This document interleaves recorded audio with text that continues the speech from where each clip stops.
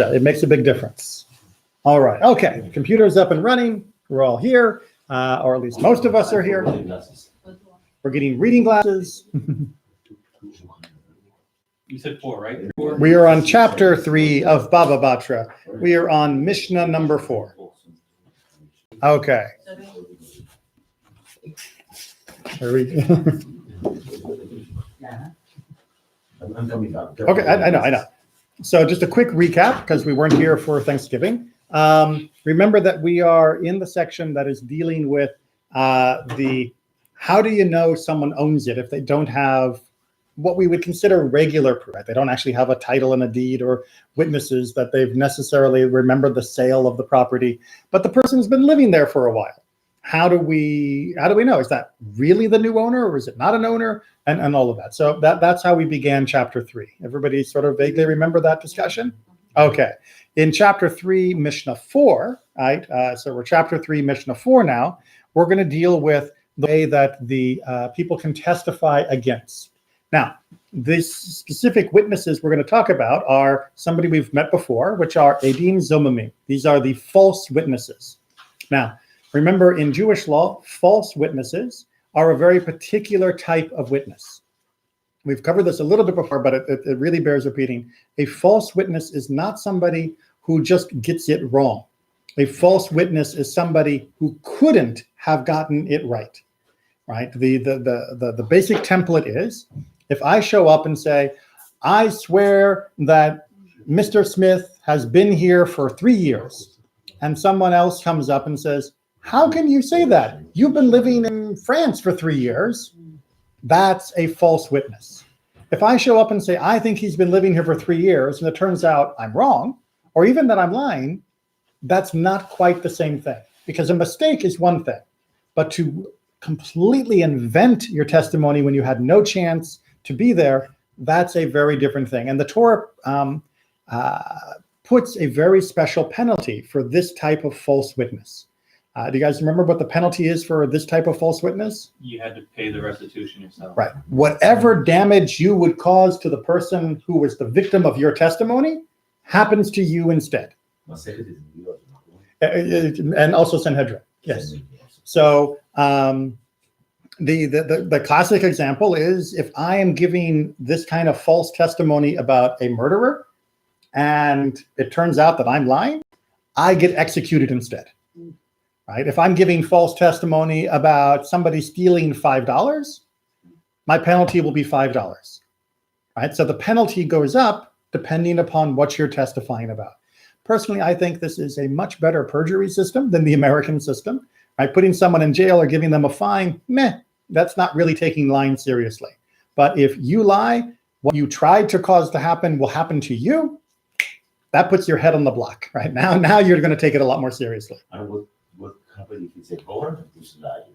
Well, they don't do their job, or they have other reasons for not investigating. You mean, are we talking about the most recent thing in Israel about the Haredim, that the IDF was lying about the number of people who were enlisting?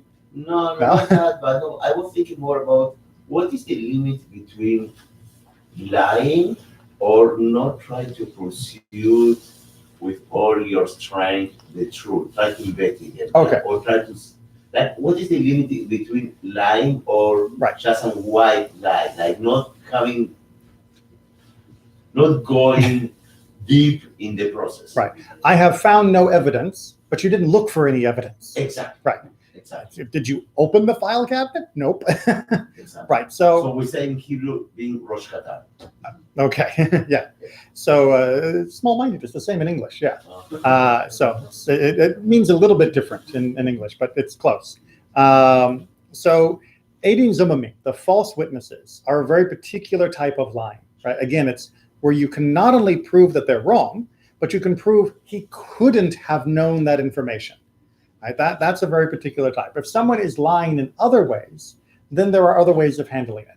But because truth can be slippery, right? Did he really lie, or was he just making a mistake? Right? Or did he think he had done it, but he actually hadn't done it? Did he not realize he could have done more? How do you prove the intention of someone's heart is always very hard in Judaism, and it's hard in any legal system. So it doesn't fall under this particular type of category. However, there are still moral consequences. Right? Whatever you can do in this world that you can get away with, and that the courts can't catch you because you're just on this side of being legal, you'll still have to stand before God someday, and you'll have to explain your behavior, and God doesn't fall for any of these tricks. And what happens if they discover that you lie, but your memory play game with you? That happens a lot. I saw many people that you catch them lying. They really believe that they say the truth, but the memory, you cannot trust the memory. It's amazing. So, and actually, you cannot call that a lie, right? When someone doesn't tell the truth, but they don't believe that they're lying, it's not officially a lie, right? It's a mistake, right? So if someone says, I'll give you a very famous example. When 9/11 happened, the great tragedy in our modern time, there were a group of researchers who researched memory that immediately began a program where they had people come into universities around the country and write down, where were you? How did you hear about this news? What was your first reaction? What did you do next? And give like within hours of 9/11 to give an account of what they had done. And then they had the person come in a month later, and then they had them come in 6 months later, and then come in a year later. And their version of what they did was completely changed by a year later. And when they showed them their own handwriting of what they had said on the first hour after 9/11 had happened, they didn't believe it was theirs. They said, I see that that's my handwriting, but that's not true. That's not what I did. I'm sure it's wrong. And so who's right? The person from last year or the person from today? Our minds do play tricks with our memory, which is why the bar. Legally here, if someone that kind of mistake, does the person receive the punishment like lying? Right. No, you can't. In this particular case that we're going to talk about, you cannot have forgotten where you were for 3 years. Right. There's a difference between forgetting whether she was wearing a red dress or was she wearing a blue dress, but forgetting where you lived, your address for 3 years, that's a different type of mistake. Because remember, Eidin Zomamim means you couldn't have witnessed the deed. Excuse me. And as we're going to see here, we're talking about a long window of time, because we're talking about trying to build up this chazakah, this presumption of ownership that a person has. All right, so let's get some Mishnah on the table, and then we'll actually take it apart again. So we're on chapter 3, Mishnah 4. Aaron, if you don't mind starting. If two testify that he has had the use of property during 3 years, and they found to be false witnesses, they must make full restitution to the owner. All right, so you find out these guys are lying, that they're false. They couldn't have even been there to testify it. We're on 3-4. I have something different. You do? If two testify that he ate it for 3 years and they found... Yeah, had use of, ate it for 3 years. It's eating from the property means to have use of. So because here doesn't say that's for the property. Right, exactly. Okay. Yeah, it's continuing from the first 3 Mishnayot, so it's implied that you know what we're talking about. So again, the idea here is that they couldn't have even witnessed this because they were definitely somewhere else, and we're talking again for like 3 years. What is their penalty? Their penalty is to pay the price of the property, right? They were trying to steal this piece of property from the original owner, from the rightful owner, and to give it to this person by making up a story. So therefore, their punishment is to pay the original owner the price of the property. All right. So, I mean, I don't know in real estate if there's anything like this, where if someone is cheating on a real estate deal, the penalty is the full price of the property. I didn't think so, but I make you bet people wouldn't try to cheat as much if they knew that's what their penalty was going to be. I noticed it says 2 witnesses. So do they actually have to be successful in completing and adjudicating improperly on the No. issue? If they come forward, they testify, and then someone else goes, wait a minute, and can give proper testimony against them that they couldn't have been able to witness this to testify, then the penalty happens even if no harm happened to the original owner. Why does it say 2 testify? Because you always need 2. You can't have testimony of only one. So if only only one person lies, there's no penalty? If only one person lies, there's no testimony. Right? If I come to the court and say, I have testimony about this, and they say, great, does anyone else? And the answer is no, then I have no testimony. But one could be telling the truth and the other could be lying. And that doesn't matter. You need at least two witnesses for any matter. Sure, but if you, like, if No. You need two witnesses in agreement. Yeah, so if I saw something happen, Right. and I say, hey, Rabbi Neely, will you come forward and testify to what I'm saying? One's telling the truth and the other's lying.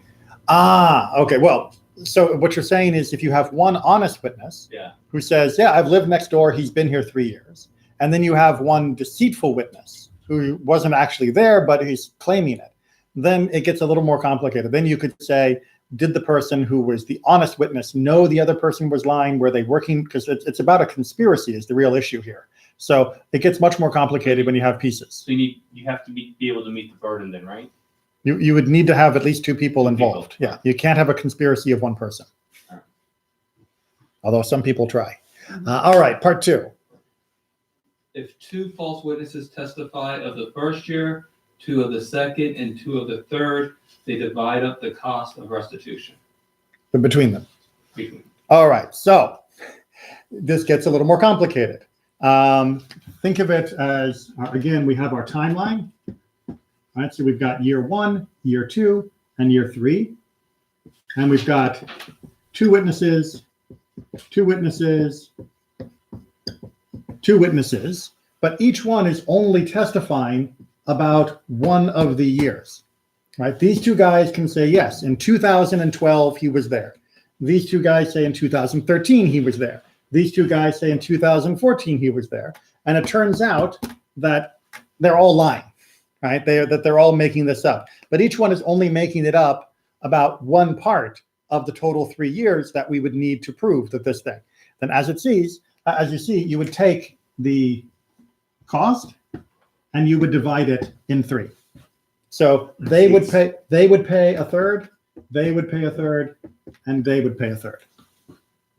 In 6. So Each person would pay a each person sixth. would pay a Exactly. Each individual would pay a sixth. Make sense? I have a question. Yes. Are they? Have you ever heard the term joint and severally liable? Are you only liable for your share of the damage? It depends. I mean, on the thing. In this particular case, yes, you're responsible for your share because you were only lying about 1/3 of the total issue, the total evidence. So each person would only be paying a sixth then? Right, because you and your buddy, your co-conspirator, were working on that. You each would divide your third of the total penalty. All right, but if he didn't have any money and you did, you'd only still be liable for 6, right? Correct. Yes. Okay, I see what you mean. So if he's broke and I'm a millionaire, do I have to pay for his share? Right. No, because it's a penalty against me, not a penalty against us. What happens if a couple married? But you can't do. That's actually a very good question. You can't give joint testimony, right? 2 relatives cannot be. But no. It's a perfect question because part 3 is going to deal with brothers. Oh. So you're ahead of the game. Part 3. If 3 brothers testify and another is included with them, they offer 3 different acts of testimony, but the words count as a single act of testimony when the evidence is proved false. Okay. Picture time. We've got 3 brothers. And we've got 1 other guy. Okay? How many people do you need to make evidence? 2. 2. You just need 2 people to make evidence. 2 brothers cannot give evidence together, right? Because otherwise you just get 2 brothers to make a deal and they can testify against everyone, right? You expect that family would sometimes be a little crooked for each other. They would cover for each other. So you can't allow these close relatives to testify. But this guy is here for the whole time, or claims that he was here. I was here from 2011 to 2013. And each of the brothers only testify about 1 year. So for 2011, it's them. For 2012, it's them. For 2013, it's them. So we have 3 different testimonies because we take the one person and add a brother to him for each of the different years. Now, the brothers are not joining together. They're only joining with him. Make sense? All right. Isn't testimony fun? So how does this work out? It works out very simply. Let me change my colors. Each day went up, no? No. He pays half because he's responsible for all 3 years. Right? They, on the other hand, pay for only their third. They pay for a half, right? But the half is then divided by a third, which means each one is paying a sixth. Make sense? So you get. Now, if I remember correctly, cannot be testimony of close family. Yes. And cousins are not close family. Cousins are not officially close family. Yeah. So you can have one brother and one cousin. Yes, if I remember correctly as well. So that's very common to have a very close relationship with that cousin. So you can. Yeah, but do a deal. there were certain limits that a community needed to have testimony, and if everybody was at least a cousin or a second cousin, and no one could testify, then nothing could get done. But the idea was, in general, you'd want to make sure that you had people who were not related to the people involved. Specifically as well, as we talked about, I think also in Sanhedrin, maybe also Idiot, there's a worry about what's called nogea badavar, somebody that is touched by the matter. Meaning, if it's my brother and we're making testimony about the deal, the sale, the inheritance or something, what happens to him is likely to affect me, right? If he becomes very successful and then he dies, I could inherit from him maybe, right? Or if he fails, I might be left trying to pick up the pieces for our family estate. So you don't usually want to have somebody who has what do they call that? Conflict of interest with the program. A close interest, exactly. So that's part of the underlying reason why you don't have the close family members. It's not just because they might cheat, it's also because they're actually financially involved with each other. Nowadays, we don't tend to think of families as being automatically part of a little corporation, but that really is what families are. It's a small little company, and the money will affect everybody. Can a rabbinical court reject two witnesses because they are cousins? Because in theory it's kosher, but they can say, well, maybe we feel uncomfortable. If there was evidence, like for example, if they were cousins but they're business partners, right? So they're already working together on a business project, then there might be good reason to say you're not able to testify about each other or both together because if you both testify about this, you could both benefit from it. So yes, on a case-by-case basis, the rabbis, the Beit Din, can refuse anyone's testimony if they feel that the person is too close to the matter. Also, if they don't have any other witness. If there's no other witness, but there are compromised witnesses, then you have no witnesses. Right. Well, I mean, why would a compromised witness be better than no witness? Because at least you got something. But it could be a lie. It's better than what? A half-truth is not better than no truth, right? Because a half-truth convinces you that you think you're right. And now you proceed ahead. If you have no truth, if you have no evidence, then you just have to sometimes say, we don't know. And saying we don't know is better than going with a lie or going with a possible lie. Oh, yeah. This will go fast. Did they ever disqualify people who were really close friends or not? Again, if there was a obvious sign of favoritism or personal involvement, then it was possible. But in general, they tried not to say that you couldn't testify. They wanted to allow people to give testimony. Giving testimony is considered a mitzvah if you're able to. So they didn't go out of their way to disqualify someone. But again, remember, if you are lying, there will be penalties. So there were other ways to deal with false witnesses and of all types. All right, chapter 3, Mishnah 5. What are the usage which are effective in establishing title through possessions, and what are usages which are not affecting an establishment title through possessions? All right. So we've talked about if the person is using the land, they've got the field, they have the orchard and all of that. Now we're going to deal with some other smaller property issues. where if you use a certain piece of property, not necessarily the whole thing, but just this piece, can you then be said to be the rightful owner? Right. So, take, for example, if I park on your lawn every day for 3 years, and then one day you tell me to stop doing that, if I go to the city and say, no, I own this piece of property, right? Who's right?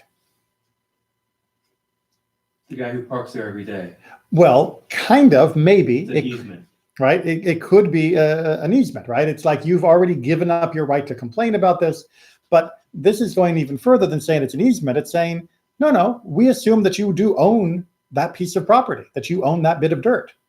Let's not call it a lawn. We'll just call it like the dirt road next to your house, right? You can easily imagine 2 houses that are near each other, and in the gap in between, it's just dirt, and one guy always parks his motorhome there. But really, his motorhome is half over the property line in the other guy's property, and the other guy, he never complains about it, never says anything about it. Does that mean he owns the dirt under the motorhome or not? Right, that would be the issue that we're talking about here. Make sense? All right, so we're going to see 2 examples. We're going to see examples of when it doesn't give you the right to own it, and we're going to give examples where if you're doing it, then we assume that you do own it, and that means you basically now possess that piece of property. So, part A. The things that don't work. If a man puts a beast in a courtyard, or an oven or stove or millstone or rear fowl in a courtyard, or puts his Manure. in a courtyard, this is not effective in establishing title through possession. All right. So again, remember that we've talked before about. But we didn't say that before that if someone creates something in the field, that's an ojaja that. We're going to get to the creation in a minute. Right now, we're not talking about creating things. But put an oven there. Okay, but I'll explain. No, it isn't. So what we have here is basically we'll just do 2 people who share the courtyard, right? So we've got Mr. A and we've got Mr. B, and Mr. A has a goat, right? He's got a goat that he likes. Right? The goat has a little beard, right? He's got a goat that he likes to keep in the courtyard at night. And he puts that he puts that goat there, right? Now, Mr. B doesn't complain.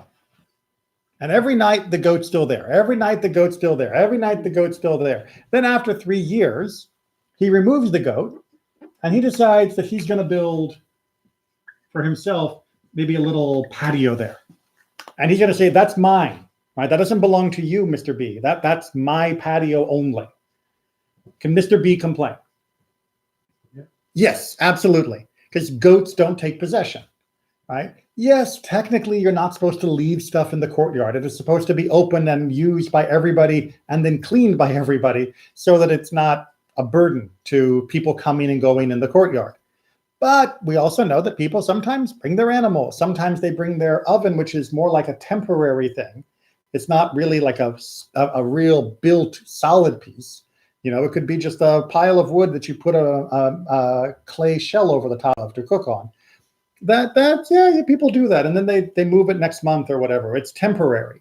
And the same thing with the manure, the droppings from the animals, from the cow and all of that. And what was the other one we had? And millstones, and you grind there sometimes, and you leave it there, and the millstone's always been there, but it's just like a little hand grind.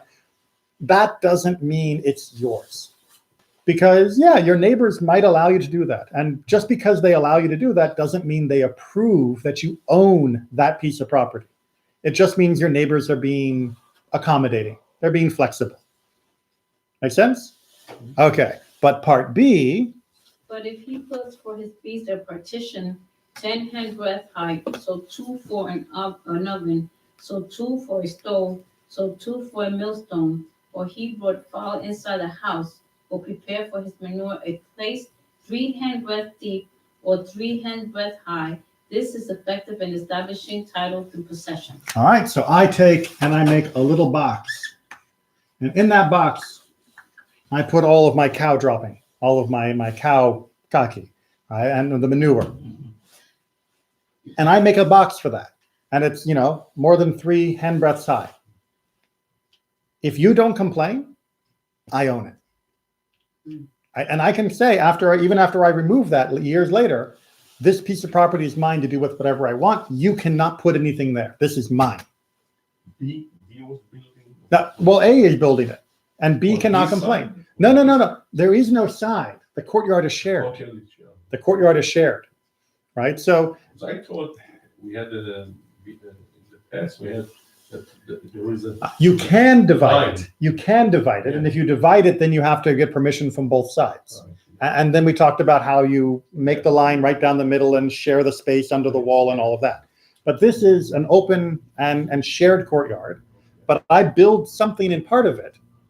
If you don't complain, that means if I go to the Beit Din and say, no, I bought it, right? Or he gave me permission to do this forever, you can't complain afterwards.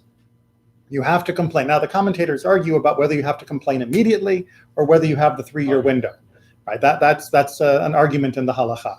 But the idea is that at least eventually you own it if no one complains about it. Because who doesn't complain about someone building something in the shared space? Using the shared space, okay, fine. Using it, that happens. You bring your cow in, you bring your donkey in, whatever. But if you build a little shed for your donkey, you're claiming this is mine. And if it's in my shared courtyard, I have to tell you, no, it isn't.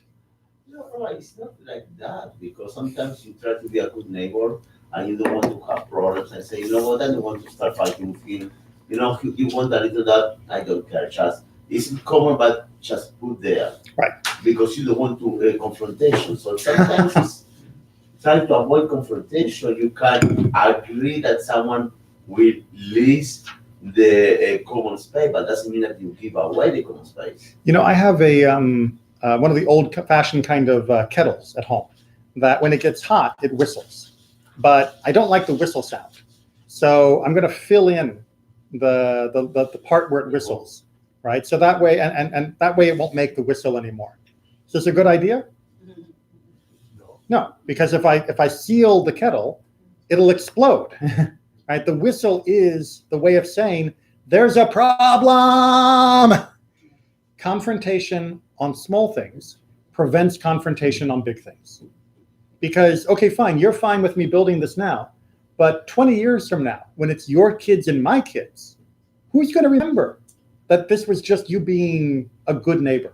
Who's going to remember that this was just you cutting me some slack, right? And now my kids and your kids are going to be fighting tooth and nails. And Mr. B, if that's the side, your kids are going to be out. Your kids are going to miss out on the rest of the courtyard. And that means their inheritance has been reduced because you were being so nice. And someone else who moves in, you sell the property to someone else, they don't have the right to complain at all because this is now a fixed piece. So the idea was among the rabbis is that if somebody is making an action that you don't agree with or you don't feel is right, or that you feel is taking a permanent hold of something they don't have the right to take a permanent hold of, then you need to do something. Now, if you want to be a good neighbor and you still want to prevent this from becoming a permanent problem, then what you do is you say, we're going to draw up a piece of paper, right? And the piece of paper will say, for every year, I give you permission to allow the manure to be here, but each year I reserve the right to revoke my permission, and then you can't do it anymore, and so to my children, and so to anyone else who owns the property.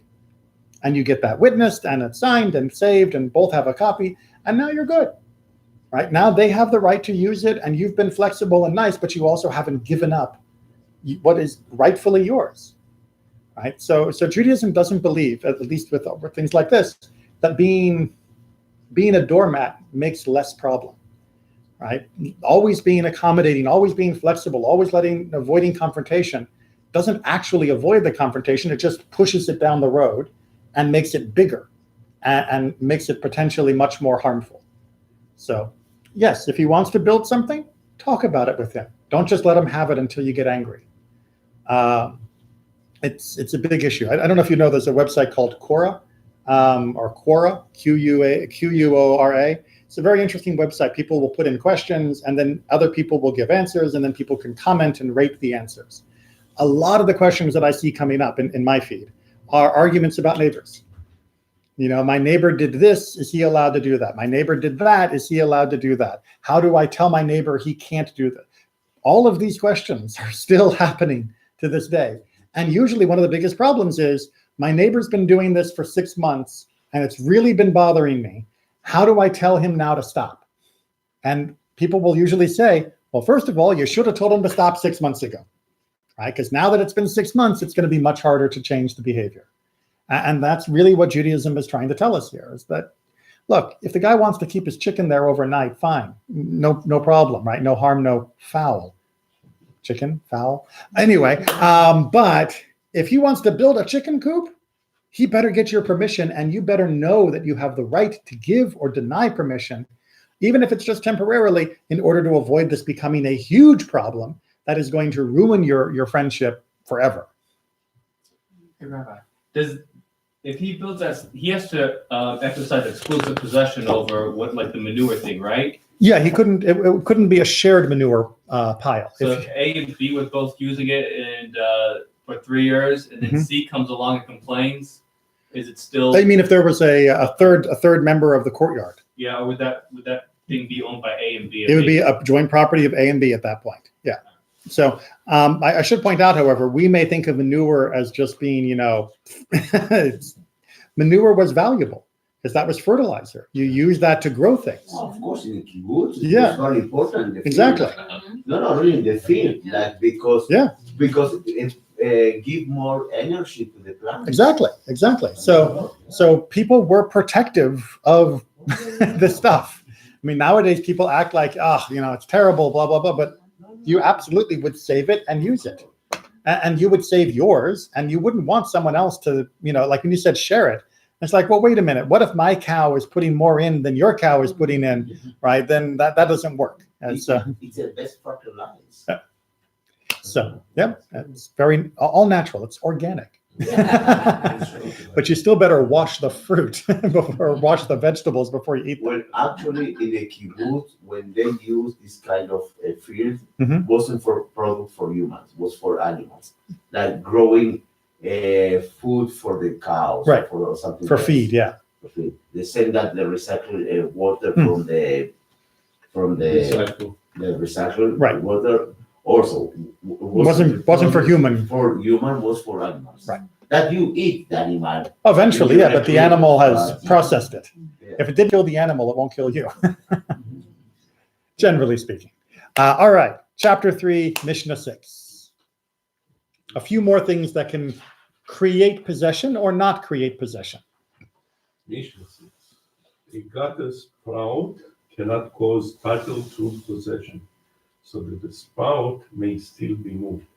But title through possession may be claimed to its place, so that the place must be left for its present purpose. Okay, so gutters are important.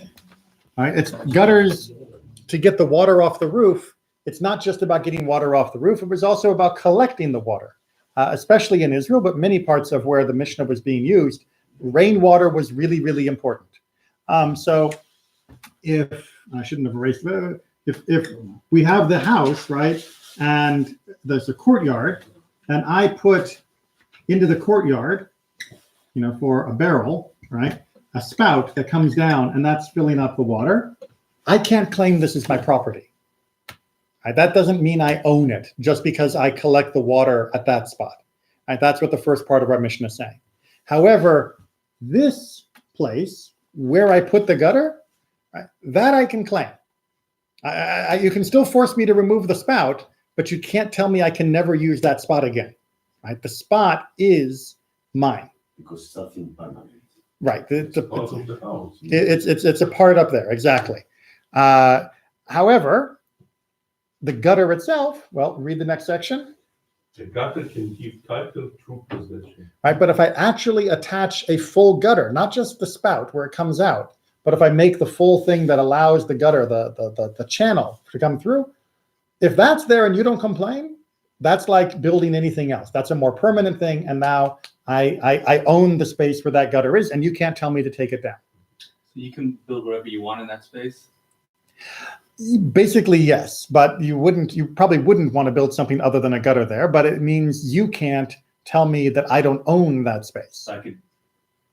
My gutter spout, you can tell me I don't own, I can't put the pipe there. Right. The gutter itself, once you didn't object, once I put it in, you're stuck with it there forever, right? So you can go and complain, hey, he's building a gutter, he doesn't have my permission, and the Beit Din will make me stop.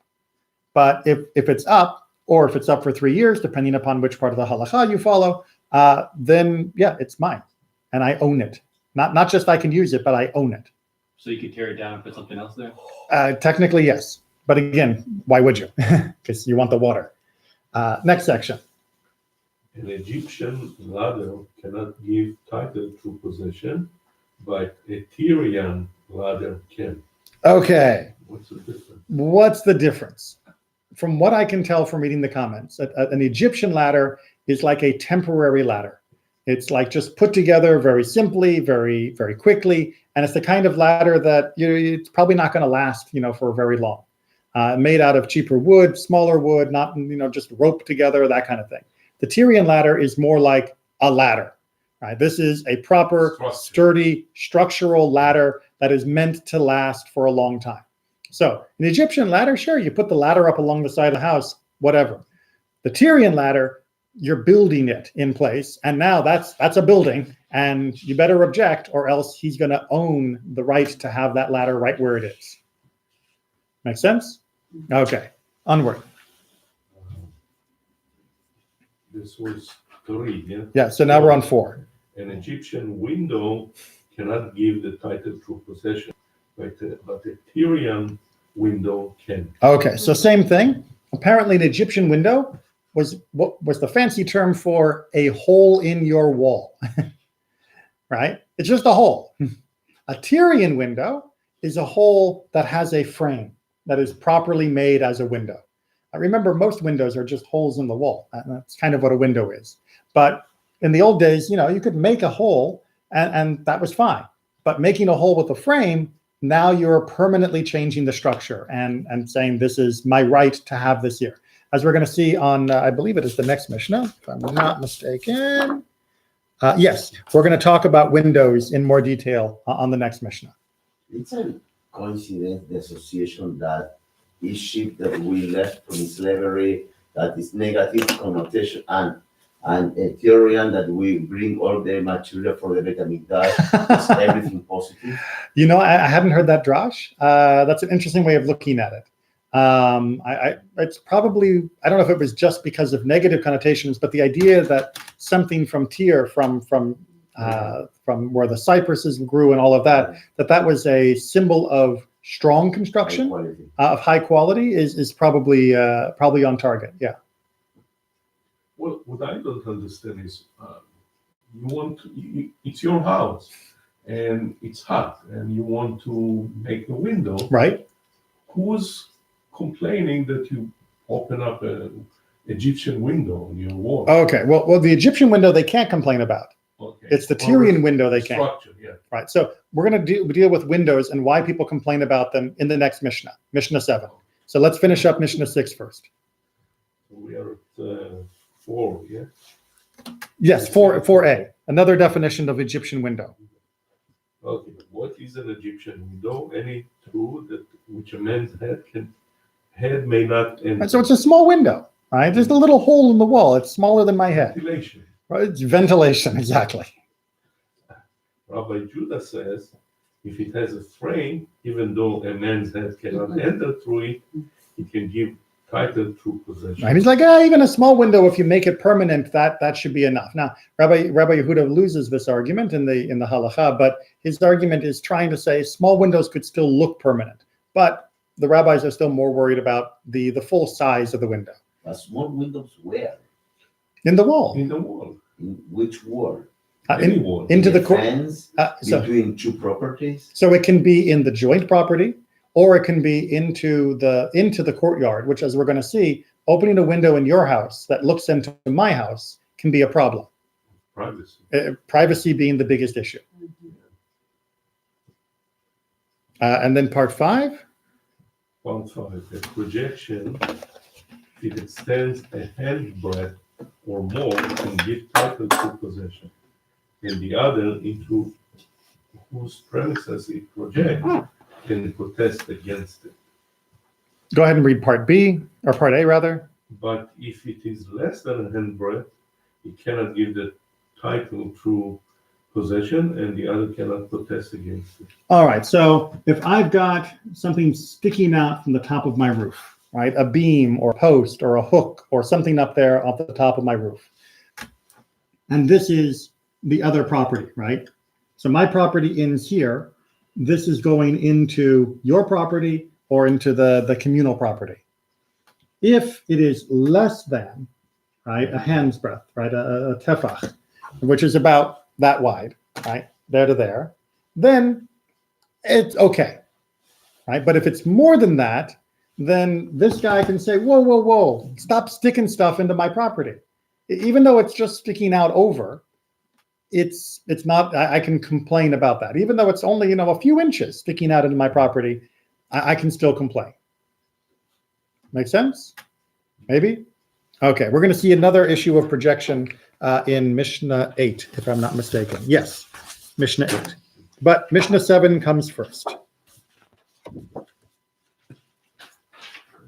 One may not open his window to a jointly owned courtyard. All right, boom, there it is. All right, so I need to draw my courtyard again. Okay.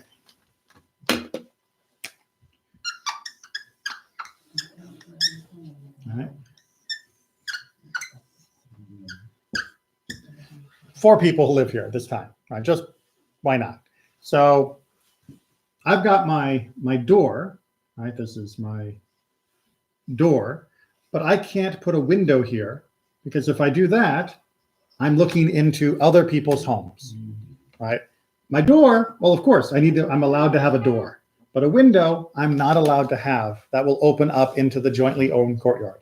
I can put a window back there, no problem, right? But I can't put a window into the courtyard because of the privacy that everyone should be able to enjoy in that space. But if you leave the door open, it's like a window. But a door is inevitable. And plus, a door has more two-way issues of privacy, right? It is much easier to look out of a window into someone else's property than it is to look from someone else's property into your window, right? That's why people will sit in windows and use binoculars to look out. It's much harder for other people to see them. So a window is an unequal portal for privacy. But a door is a little bit more, if you got the door open, all right, you're inviting the world to look at you and you're looking at the world. Okay, that's more understandable. Plus, you need a door. You can't tell people not to have a door.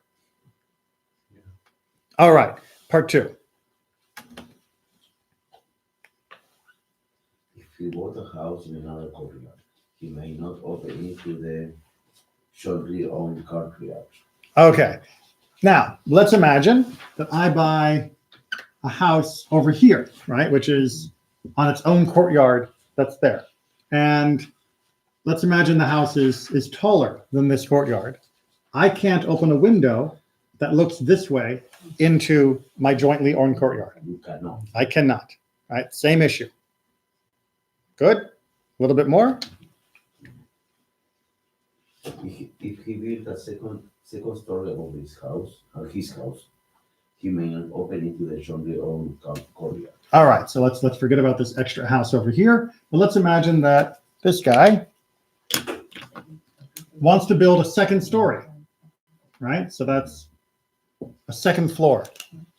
Where do I put my ladder? Where do I put my stairs? Right? Inside. Well, I can't put them into the courtyard. You can. I cannot. What if it's an Egyptian? Nope. No. Because you can't even put the doorway opening up into the courtyard. Also, if something so shaky that an Egyptian ladder or something. It's not a question of how temporary the ladder is. It's a question of how much traffic there's going to be in the courtyard. right? Increasing the traffic flow is a problem. Remember, we talked about that with the merchant being able to, or not being able to do his business in the courtyard, right? You can't have your customers coming into the courtyard. And so too, if I build a second story, maybe I'm going to use it for myself, but probably I'm going to rent it to someone else or give it to my children and they're going to use it. And that means there's another family that's using the courtyard. Now, technically, yes, I can make it and I can put the ladder inside house and there's still technically the same number of people coming and going, but they're coming through my door rather than through this extra door. And that's allowed because you can't tell me what I can do in my own house. And of course, you cannot open the window. Not into the courtyard, exactly, not into the courtyard. But you got everything else around. But you have the roof. Yes, you have a roof. You can go to the roof and watch what's happening in the rest of the houses. Yes, but again, that is something that's unavoidable. And also something that, again, somebody standing on the roof is usually a little bit easier to see. Usually. So the rabbis are concerned about the privacy of everyone, but they're also concerned about your own permitted use of your property.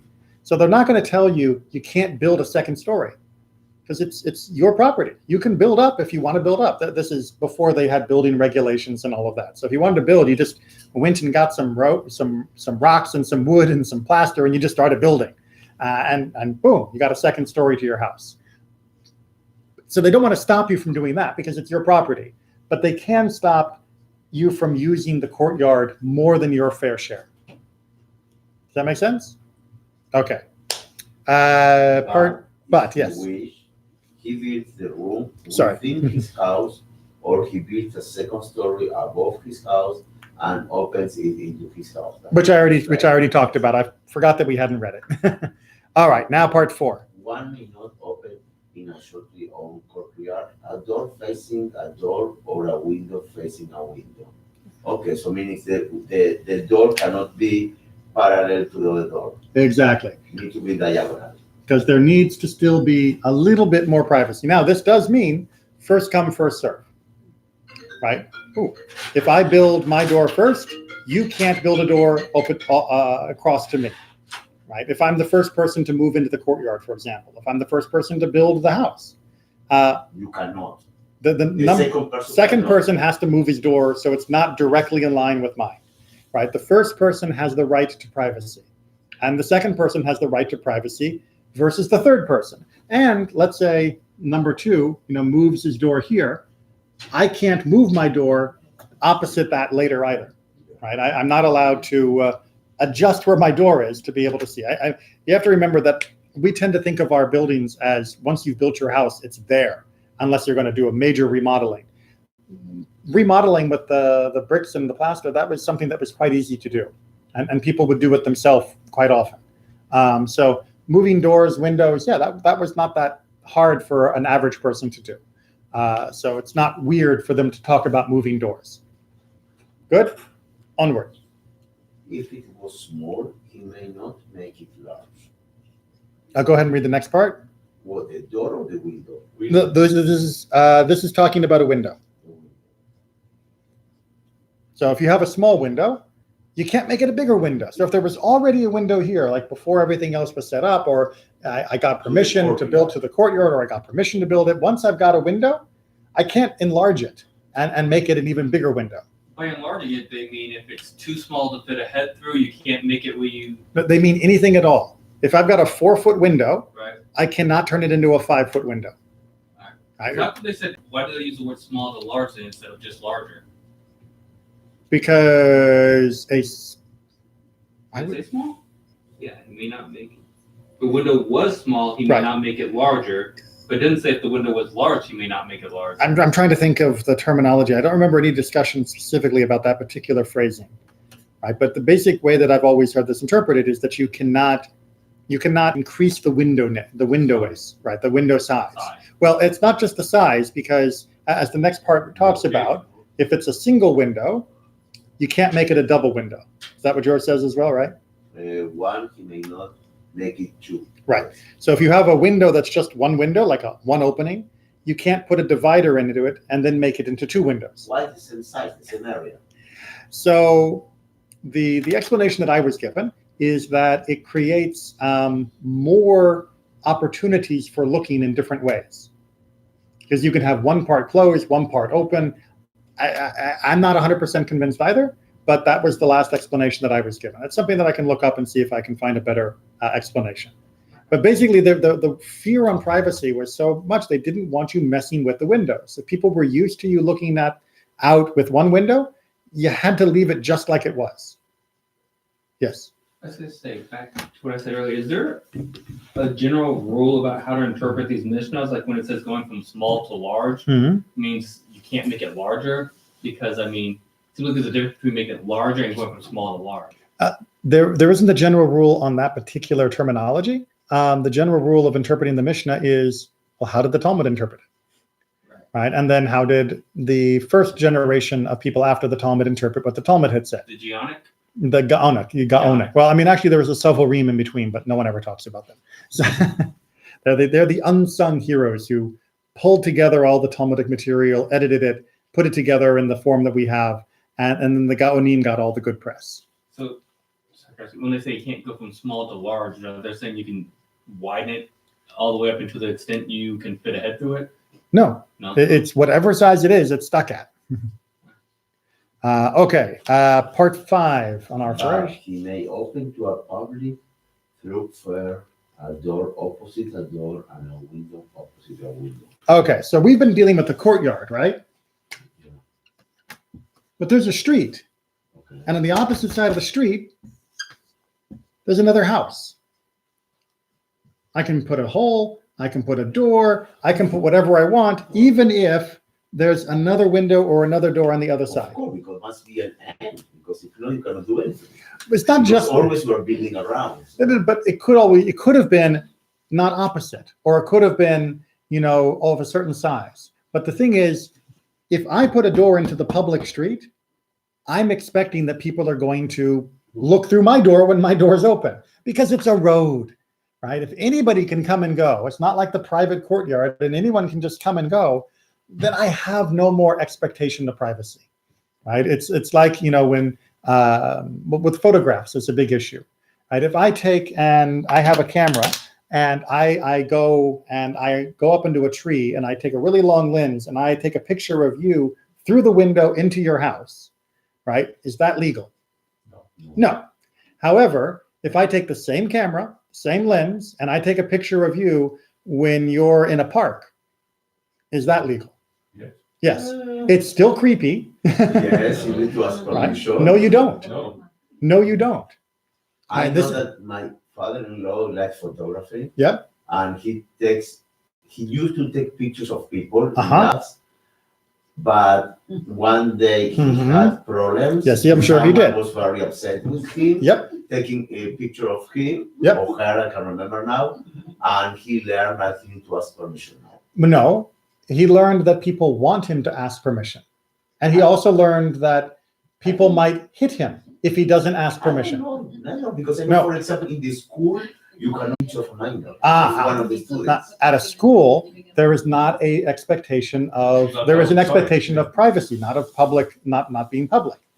When we call it a public school, it doesn't mean anybody can walk in, right? I can't go to the Winter Springs Elementary and just say, hey, I thought I'd come in and just check it out. You, for example, if you as a teacher, okay, Right. you want to catch a student doing something incorrect, Ah, okay, really, like Right. as a proof, Right.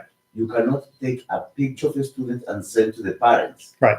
You cannot take a picture at all. but I'm sure there are security cameras and other things. Yes. Right. So the expectation of privacy is a little different within a school setting, or within a hospital setting, or things like that. Even if they're public buildings, there is still a mixture of some permission, some non-permission. So legally here in America, you can take pictures with someone. Yes. Like for example, here I can take a picture of him. Not in this room, unless I give permission as a representative of this building. But if you're walking down the sidewalk and you want to take a picture of him, there is no legal reason, there is no legal defense that he could have against you. He could not sue you for taking his picture out on the sidewalk. In the public That's area. right. He can be angry, but he cannot take a legal action against you. Yeah. If you go to the court and you take a picture of the kotel, and you have hundreds of people over there. You have to ask permission of each one of Look at them. the paparazzis. Yeah. You know, You're right. It doesn't seem intuitive because we become very protective of our image and the right to be displayed. we have too many rights. Well, we also need to recognize that a public space is a public space. And so Judaism agrees that if you're out in the public world, you shouldn't be surprised that someone else is going to see you. And you can't tell them, don't look at me while you're sitting on your front porch in front of the road. Right? And you couldn't even technically say, don't take a picture of me. Right? So this gets a little bit more gray. If someone is sitting on their front porch and you're walking by and you take a picture, generally speaking, from what I've seen on photography boards, the law says you're allowed to do that. You're allowed. Of course, because they are in public display. Now, if they're in their backyard, you're not. But if they're in the front yard in a public open display kind of way, they have given up their right of privacy of thinking they can be, not seen. Now, that doesn't mean you can use special microphones to listen to them. That's not allowed, right? Because they have the right to still believe they can't be heard. But they know they can be seen by people. So the same is in the backyard. If you are in the backyard, No. that is, for example, in front and next to the seminal trail. Okay, then yes, if your backyard is next to a public area and you don't have a fence or any other barrier indicating the expectation of privacy, then yes, if your backyard is just an open field and there is a public area where there is a reasonable expectation that people will be using it, then you do not have the right to think. If you have a fence, but for example, the trail go over elevation and you can see. Then it gets a lot more complicated, right? Yeah, there's always more details. And it would depend on whether or not there was a reasonable expectation. But I'll tell you, it's actually something that is emotionally very difficult for people. Like I said, I read a lot of photography blogs because I like photography as a hobby. And a lot of people say, look, I'll take my drone out. And where are you going to use a drone? Right? You're not going to use a drone in the neighborhood because there are too many trees and houses. You take to the park. And so you're flying up over the park and you're taking, you're using the drone camera. And he says many people have posted, they have parents come up to them and say, destroy that disc because I think you were taking pictures of my kids. And it's like, well, first of all, I have the right to. And second of all, you do not have the right to threaten me. And third, if you'd like to call the police, we can sit and wait for them. Right? Because legally, I am allowed in many places to take pictures. Drones are a little bit iffy now because of FAA regulations, but technically I could go into a playground and I could get one of those really long cameras and I could take pictures of all the kids playing on the playground and you could think I was the creepiest man ever, but I wouldn't be breaking the law. So what happens if you have a drone, okay, and like a real estate and you want to sell a property? Right. You're taking picture over the house. Yep. But something, one of the picture in the drone, you catch the backyard of your neighbor. Right. So and you take a picture of him. Right. You go, well, taking a picture of your property, but it's there, it's a drone. from the last I saw, the courts are still working on that.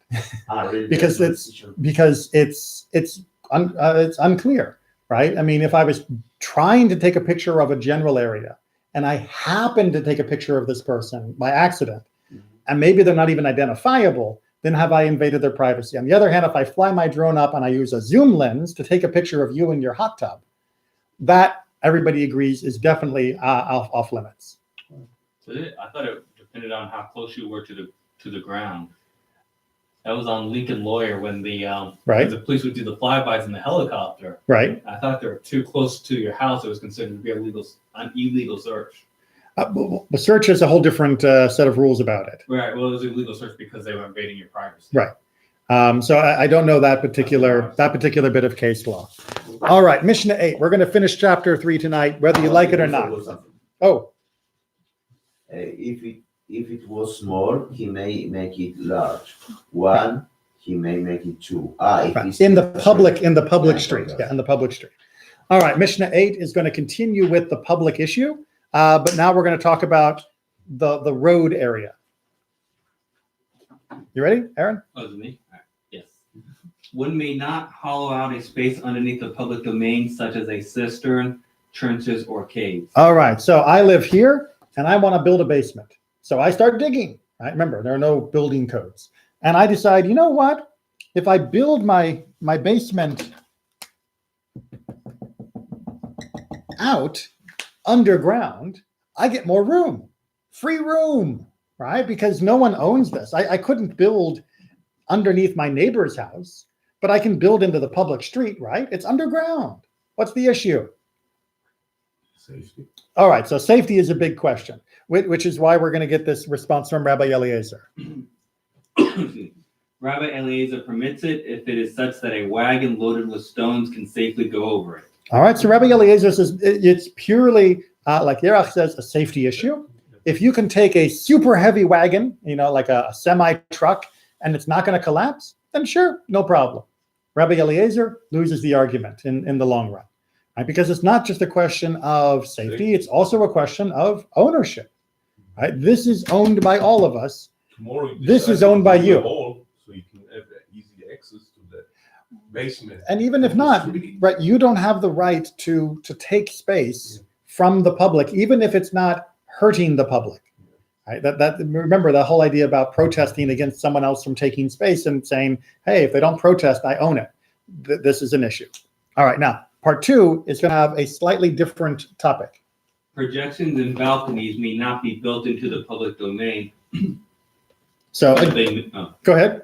But if a man wishes to build a projection or balcony, he may withdraw his wall within his own domain and build out from it. Okay, so let me explain what's going on here. So if I want to build a balcony, for my window, 2nd story window, and I want to build a balcony, I can't build it into the public domain, right? Again, there's a safety issue, there's a usage issue. What happens when someone is... You limiting the traffic. Right, I mean, sure, maybe a person can walk under, but can a camel? Yeah. Can a camel with a big load? Right, and also, this is our property, the community. Why do you get to use it for just you? Right? Unless you're going to make that balcony public space, put a ladder for the rest of us to use it too. No, you're not allowed to use it. However, they offer a solution. For this, we're going to have to turn sideways. So see, everybody would love it. Yeah, for public use. It's shade. In case of wine. But let's take an example of what you can do.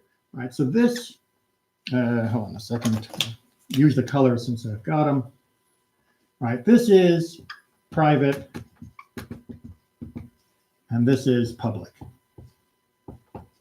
Right, so we're looking sideways, right, at the dirt. So we've got my private property and the public property.